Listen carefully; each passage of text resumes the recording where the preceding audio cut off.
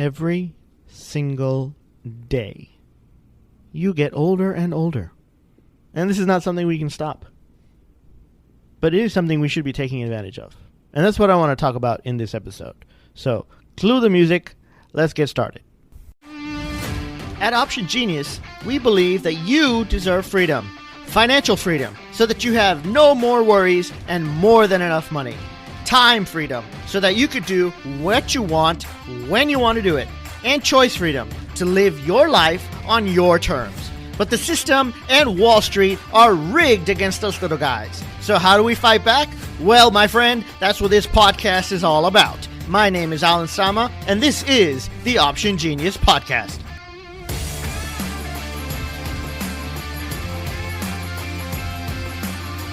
It's already 2020. Another decade has come and gone.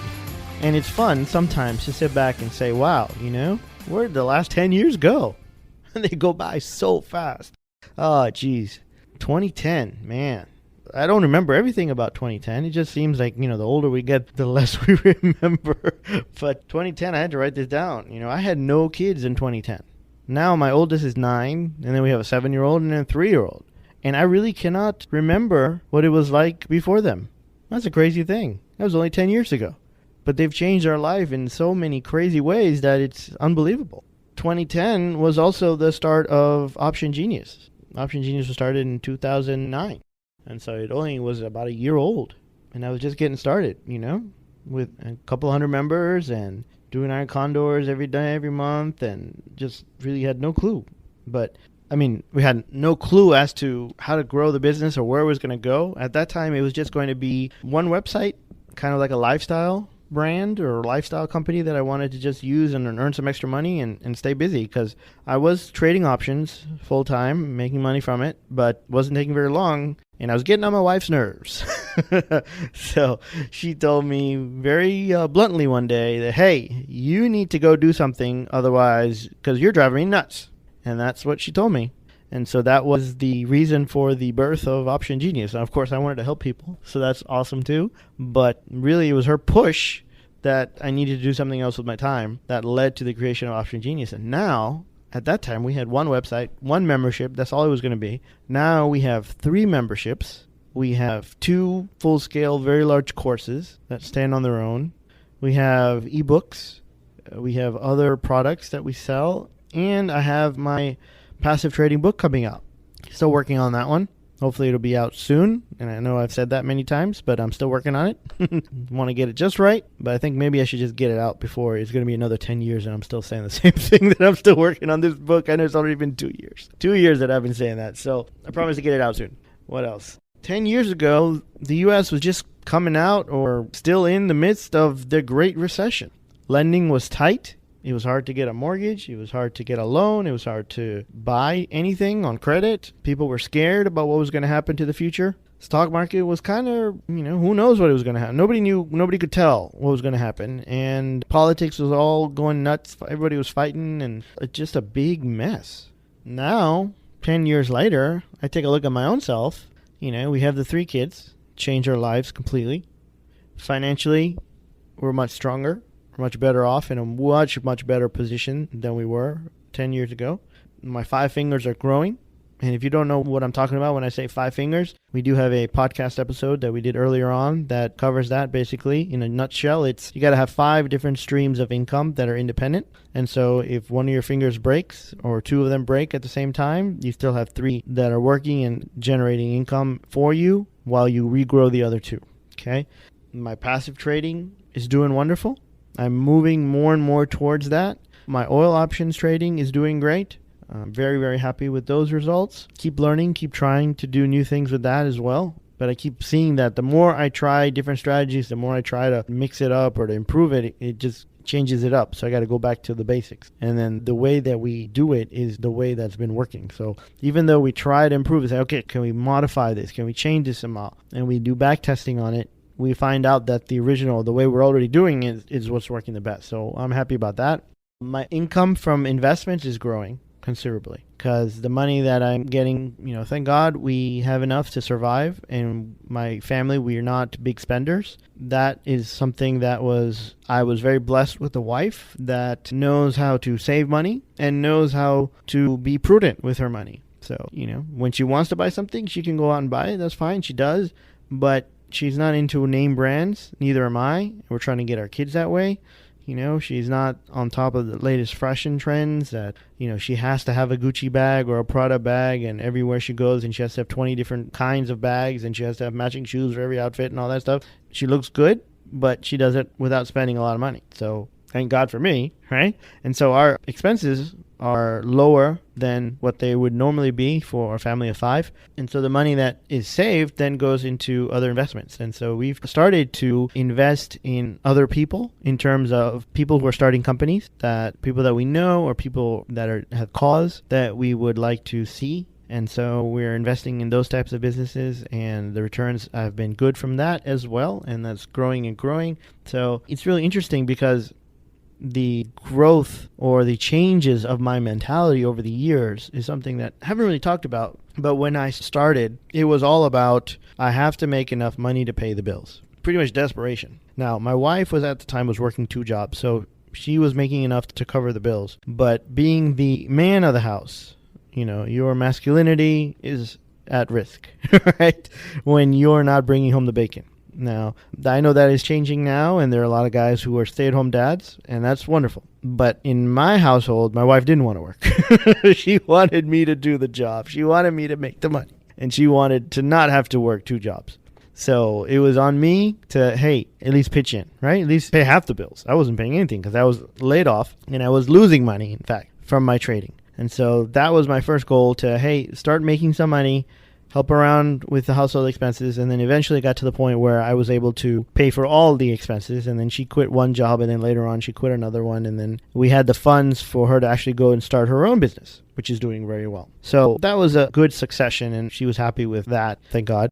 So my thinking shifted, right? So it went from first off to being in a mode of desperation, being in a mode of, okay, I need to pay complete attention to this. I'm going to do this nonstop, 40 hours or more a week, because I need to pay the bills doing this. And so I was on top of my trades. I was learning new strategies. I was back testing. I was staying on top of the markets religiously. And then eventually, slowly, I got the confidence to know what I was doing, to get better at my trades, to pick the strategies that worked for me, and to really hone in on those strategies, and to get better and better and better to the point where then I was comfortable again. I got to the point where, yes, okay, I have a certain amount of money coming in. I am pretty confident that that money is going to continue. And so now I can take my foot off the gas and I can kind of relax a little bit. And that's when I got to the point where, okay, I'm chilling. I got money coming in. It comes in and I'm spending a little bit of time on it. I'm still working and staying on top of the markets, but not like I was before. Because now I have a cushion, now I have enough of a larger enough trading account where I can be relaxed. And even if I go a month and I lose, I still have the money where I can still generate income from it and still take out the money and still be okay. And so the stress level, completely different stress level, completely different mental game at that point. Now it was, how could I maximize what I have instead of, oh my God, if I don't make money, I'm going to, not eat.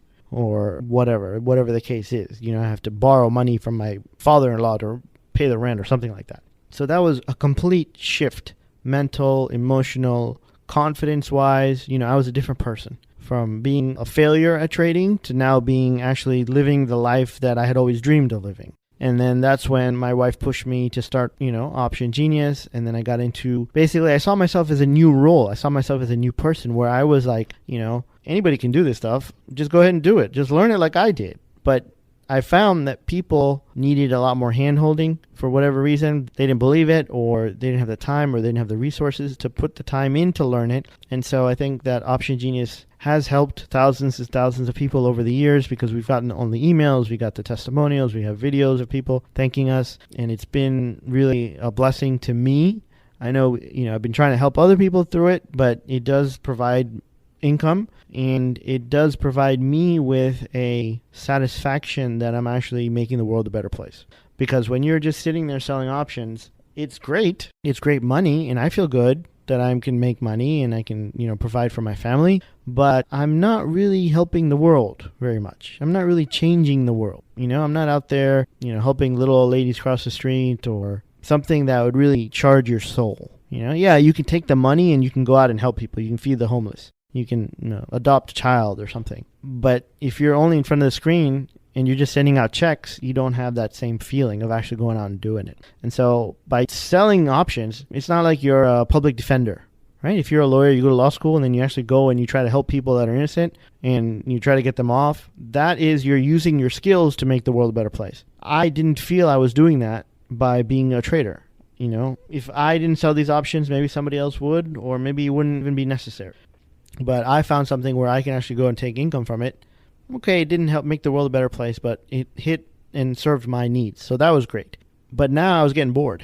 I got to the point where this is fun, but now I'm bored. And so my wife told me, go get a business. Go start your own business. Go help other people. So I did that. So that has been a complete blessing. So that was a new phase of my life. So first we had desperation phase. Then we had, confidence trader by myself phase. Then we had, now we have a company where we actually have people working for me and we have people that we're helping as members and students and people asking questions and me being able to respond and share my knowledge and, not really being a leader in a sense, but being more like a teacher or an educator. And that really has helped me feel good about myself in that role. But as time went by, that was great. That was a great aspect. But in terms of my trading, I realized that I don't want to be spending even the time that I am spending on my trades. You can be doing iron condors, you can be doing butterflies and calendars and these type of strategies, and you can dive into the weeklies and you can generate very, very good returns.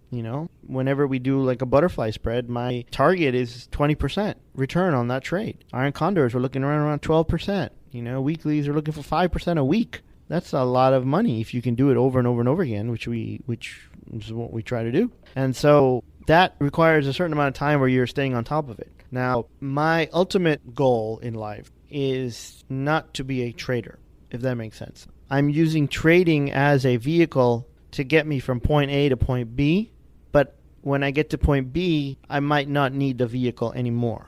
I will probably always trade, but I'm not going to be trading for a living anymore. I'm not going to be saying, I need $12,000 a month to pay all my expenses. That's how much money at least I need to be making from my trading account. I won't be there. I'll be having my at least five different streams of income, and I won't have to worry about, if I don't trade this month, how am I going to pay the bills? That's where I want to get to. That's where I'm moving towards. And so how can I get to that point where I can pay my bills or increase my accounts without having to spend so much time monitoring the markets and looking at what's going on?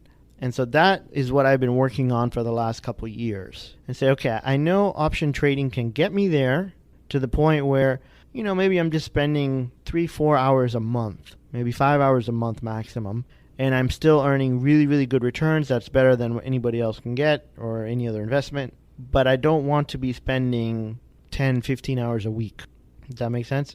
And so I got to the point where I have money coming in. I want to go out and actually do good with that, right? I want to get to the point where I'm the one feeding the homeless person, not just writing the check for the homeless. I want to write the check too, but I want to be able to go out there and actually feed the homeless person and shake that person's hand and talk to them and see if we can help them or, whatever. That's just an example, whatever the issue is. But I want to be the one that can actually go out into the world and make a better place. And if we build a school, I want to be able to go and visit the school, and be involved in the process of picking the location and seeing the kids go there. And I don't want to be a teacher or anything, but I would like to be able to go and visit it from time to time, even if it's in another country somewhere off in the mountains or something like that.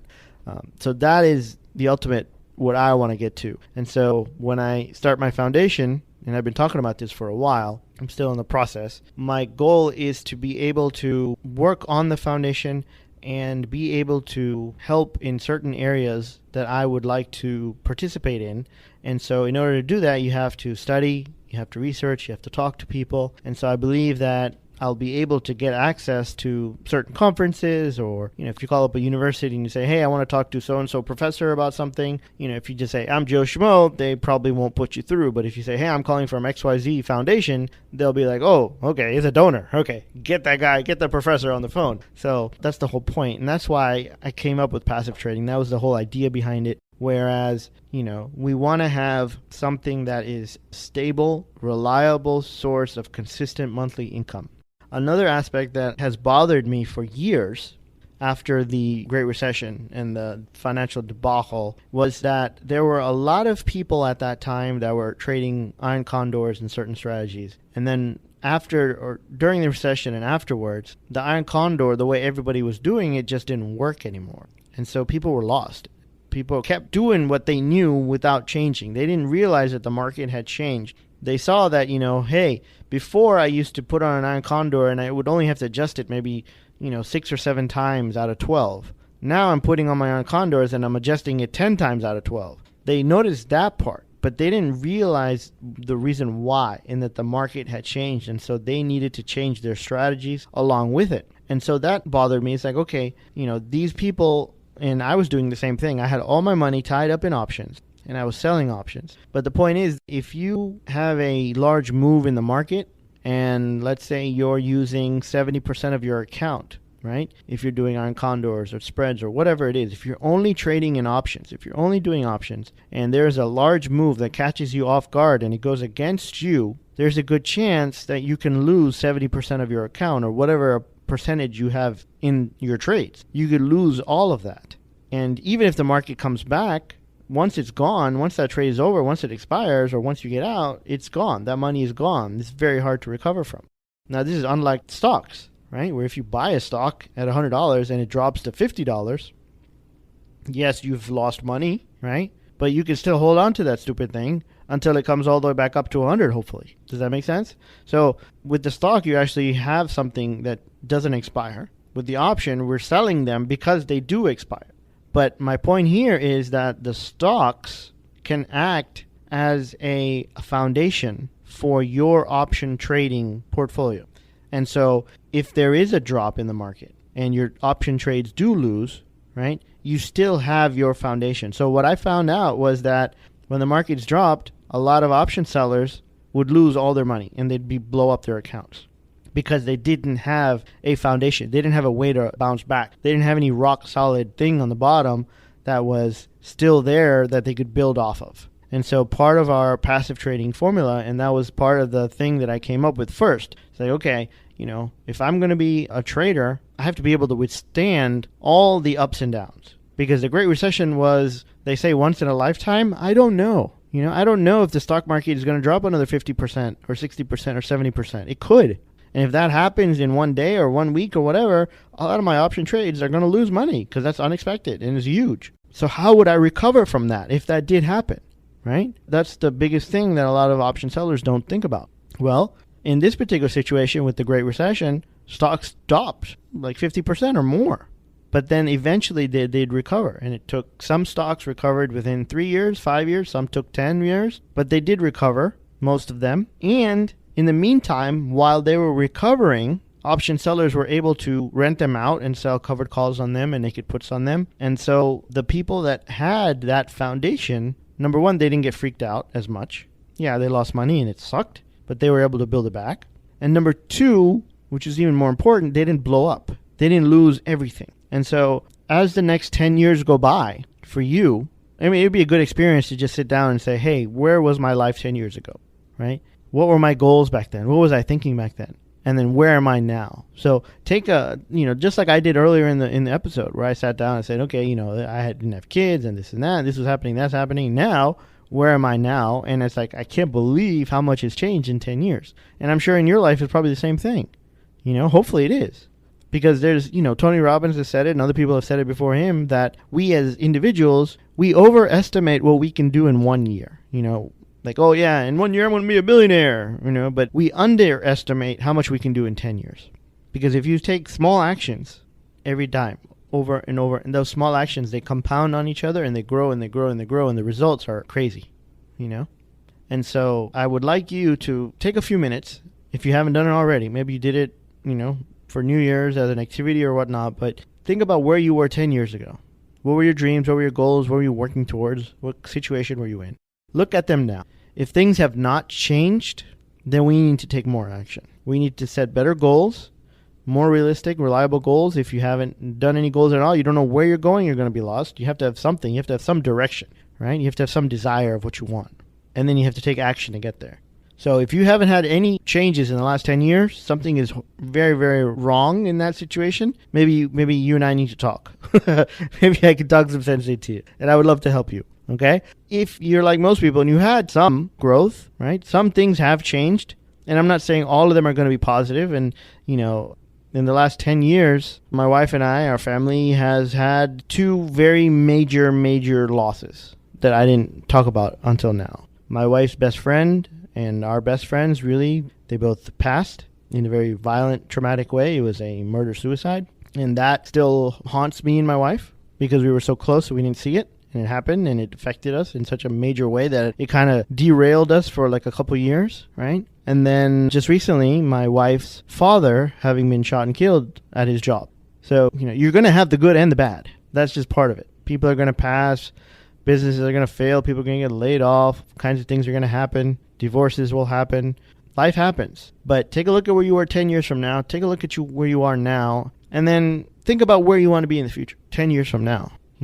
Making goals just 1 year out, that's great. But you can do a lot more in 10 years than you can in 1 year. And I don't even think 10 years ago, I would not have even imagined the kind of success and the life that we're having now as we did 10 years ago. It would have been like, maybe 20 or 30 years from now, I'll have some kids and I'll be able to do this and live like this. Well, no, that happened in the last 10 years. So the dreams that you have, they can be accomplished in 10 years. And I think that trading options, passive trading, is an amazing way to help you to achieve your goals. This is what I want for you, and this is what your assignment would be for this episode. Look back 10 years, look at now, and then look at 10 years in the future. Where do you want to be 10 years from now? And how are you going to get there? And then what actions are you going to take to get there? Because if you don't do anything different than you're doing now, then life will just meander. You'll just go along, The time is going to pass. The years will pass. And you will be looking at 2030, right? 2030 is going to come, whether you change anything or not. But if you want things different in your life, if you want certain things in your life, then we have to take the right actions to get there. So that's it. That's the episode. That is the homework assignment. And if you want to take it one step further, I would say email me your goals for the next 10 years. Okay? help@optiongenius.com is the email address. help@optiongenius.com. Send me your goals. I'm not going to share them with anybody. I'm just going to keep them. If I can help you accomplish them, that would be great. If you need anything from me, let us know. We're here for you. And who knows, maybe we can even accomplish some of our goals together. Maybe if something of yours aligns with mine, maybe we can do it together. Who knows? But that's it. That's your homework assignment. And may the next 10 years bring you all of your dreams. Remember, trade with the odds in your favor. Take care. Want to know how to choose the perfect option trade for every trading situation? It's easy. Just download our free trading map and it'll tell you. Just go to optiongenius.com/map.